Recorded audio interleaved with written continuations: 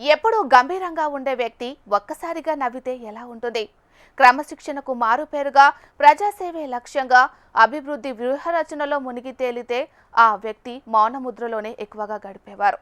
అలాంటి వ్యక్తి ఇప్పుడు చిరునవ్వులు చిందిస్తూ అందరితో కలిసిపోయేందుకు ప్రయత్నిస్తున్నారు. అలా మారిన మనిషిని చూసి అందరూ ఆశ్చర్యపోతున్నారు.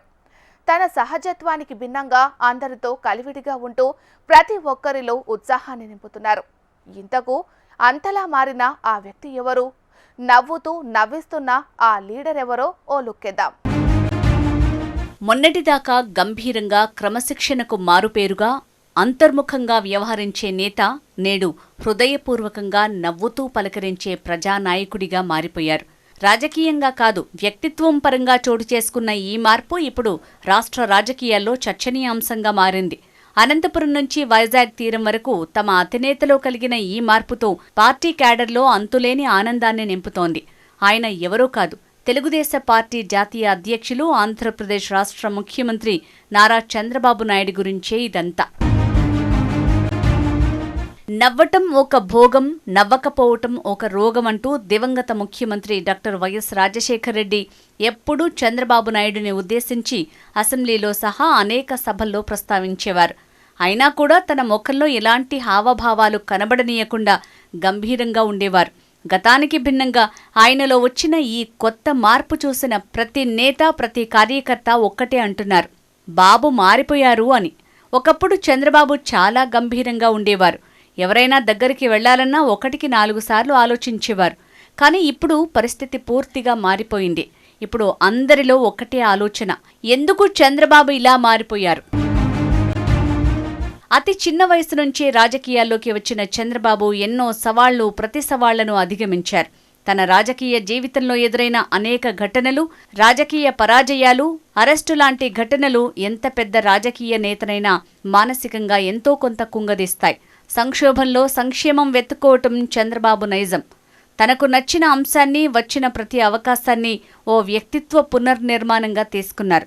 2023 అక్టోబర్ నెలలో నంద్యాలలో ఓ అర్ధరాత్రి అరెస్ట్, హైడ్రామా, 100 కిలోమీటర్లు పోలీస్ వాహనాల్లో ప్రయాణం, సుమారు 52 రోజులుగా జైలు గదుల్లో గడిపిన సమయంలో చంద్రబాబు తన అంతర్గత మనస్తత్వాన్ని పూర్తిగా విశ్లేషించుకున్నట్టు పలువురు సన్నిహితులు సెలవిస్తుంటారు. పాత చంద్రబాబు టెక్నాలజీపై దృష్టి పెట్టే నేత. నవతరం బాబుగారు మాత్రం అటు టెక్నాలజీని, ఇటు మనుషుల మనస్తత్వాన్ని బాగా అధ్యయనం చేస్తున్నారట. గతంలో ప్రజల మధ్యకి వచ్చినా వారితో అంతంత మాత్రంగానే గడిపిన ఆయన ఇప్పుడు మాత్రం వారి ఇంటి పెద్ద కొడుకుగా, వారి ఇంట్లో మనిషిగా వ్యవహరిస్తున్నారు. అంతేకాదు, ఇప్పుడు సామాన్యుల చేతిని పట్టుకుని హత్తుకుంటున్నారు. గతంలో ప్రజా సమస్యలను వినటం, వెంటనే పరిష్కారం చూపమని అధికారులకు ఆదేశాలు జారీ చేసేవారు. కానీ ఇప్పుడు మాత్రం ప్రజలతో మమేకమవటానికి ప్రయత్నిస్తున్నారు, అవుతున్నారు కూడా. వారితో ఎక్కువ సమయం గడపడానికి మక్కువ చూపుతున్నారు. ఇలా కొత్తగా కనిపిస్తున్న బాబును సొంత పార్టీ నేతలు, కార్యకర్తలే కాకుండా రాష్ట్ర ప్రజలు కూడా ఆనందంగా చూస్తున్నారు. వయసు 70 దాటినా బాబు లోపల ఉత్తేజం మాత్రం ఇంకా ఉరుకులు పరుగులు పెట్టే వయసుకి వచ్చేసినట్టుంది. జగన్ ప్రభుత్వ పాలనకు వ్యతిరేకంగా ఎదురులేని పోరాటం, అమరావతి రైతుల ఉద్యమానికి అండగా నిలబడి వారితో అడుగడుగునా పయనించటం. మళ్లీ అధికారంలోకి వచ్చిన తర్వాత మాత్రం ప్రతి సభలో, ప్రతి కార్యక్రమంలో ప్రజల మధ్యన నవ్వుతూ, అభివాదం చేస్తూ కనిపిస్తున్నారు. ఎప్పుడూ చాలా మౌనంగా గడిపే తమ అధినేతలో కొద్దిగా మార్పు కనబడటంతో పార్టీ నేతలతో పాటు క్యాడర్ మొత్తం ఒక్కటే మాట అంటున్నారట. అదే, ఆయన నడకే కాదు, నవ్వే మారిపోయిందని చెప్పుకుంటున్నారట. రాష్ట్రంలో రాజకీయ వాతావరణం వేడెక్కుతున్న తరుణంలో చంద్రబాబు చిరునవ్వు ఓ వ్యూహాత్మక ఆయుధంగా మారింది. వైసీపీ ఎటువంటి విమర్శలు చేసినా బాబు ఇప్పుడు వాటిని నవ్వుతూ తిప్పికొడుతున్నారు. వాదనలు కాదు, అభివృద్ధే నా జవాబు అనే ధోరణిలో ఆయన స్పందన ఉంది. ఈ మధ్యకాలంలో ఏ సభలో చూసినా చంద్రబాబు పక్కవారిని నవ్విస్తూ తాను నవ్వుతూ కనిపిస్తున్నారు. అమరావతి పునఃప్రారంభ సభలో ప్రధాని మోడీ ఒకవైపు కీలక ఉపన్యాసం చేస్తుండగా మరోవైపు సీఎం చంద్రబాబు ఫుల్ ఖుషీగా కనిపించారు. ఈ దేశంలో పెద్ద ప్రాజెక్టులు వేగంగా క్వాలిటీతో చేయాలంటే చంద్రబాబును మించిన వారు లేరంటూ మోదీ ప్రశంసలు కురిపించారు. మోడీ మాట్లాడినంతసేపు చంద్రబాబు ఆసక్తితో వింటూ చిరునవ్వులు చిందించారు. గతంలో శాసనసభ సమావేశాల ముగింపులో శాసనసభ్యుల సాంస్కృతిక కార్యక్రమాల్లో చంద్రబాబు కడుపుబ్బా నవ్వారు. సహచర ఎమ్మెల్యేలు వేసిన స్కిట్లకు చంద్రబాబు పడి నవ్వారు. బాబుకు తోడు పవన్ కళ్యాణ్ కూడా పొట్ట చెక్కలయ్యేలా నవ్వారు.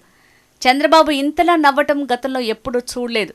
గతంలో ఎన్నో కల్చరల్ ప్రోగ్రామ్స్లో పాల్గొన్న గంభీరంగా కూర్చుని కార్యక్రమం ముగించుకుని వెళ్లే బాబు ఇప్పుడు ట్రెండ్ మార్చి అందరినీ నవ్వుతూ ఉండటం నిజంగా హ్యాపీ డేస్ అనుకుంటున్నారట కార్యకర్తలు. సేవాకర్తగా ప్రజల కోసం వారి మధ్యకు వచ్చిన వ్యక్తిగా చూడాలని ఇప్పటికే పలు సందర్భాల్లో ప్రజల్ని కోరుతున్న చంద్రబాబు రాష్ట్రాన్ని అభివృద్ధి పరచాలన్న కలల కంటే ముందు ప్రజల హృదయాల్లో చోటు దక్కించుకోవాలన్న ఆశ బాబుగారిలో బాగా కనిపిస్తున్నట్లుంది. అందుకే ఆయనలో ఈ మార్పు అన్నది తెలుగు తమ్ముళ్ల ఆనందం. బాబు నవ్వులో ఇప్పుడు ఓ అనుభవాన్ని కాదు, ఓ సంకల్పాన్ని చూస్తున్నారట టీడీపీ నేతలు, రాష్ట్ర ప్రజలు.